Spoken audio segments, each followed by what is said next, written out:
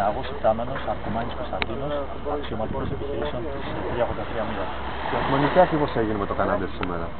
Κοιτάξτε, τα αεροσκάφη ήταν σε διαδικασία υδροληψίας. Οι συνθήκες ήταν πάρα πολύ δύσκολες. Το γνωρίζετε, κάθε μέρα το βλέπετε. Προσπαθούμε για το καλύτερο.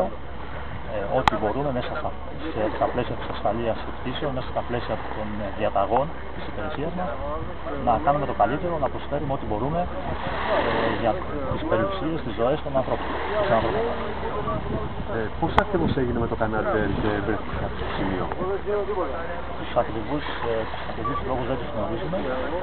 Παρ' όλα αυτά, κάτι θα προέκυψε κατά τη διαδικασία της προληψίας, θα συσταθεί επιτροπή, η οποία το διεθνής θα έχει.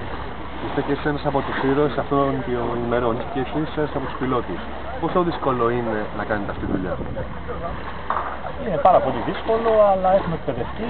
Έχουμε κάθε χειμώνα εκπαιδευόμαστε, κάνουμε συντήρηση για να είμαστε έτοιμοι το καλοκαίρι, να μπορούμε να αντιμετωπίσουμε οποιαδήποτε κατάσταση.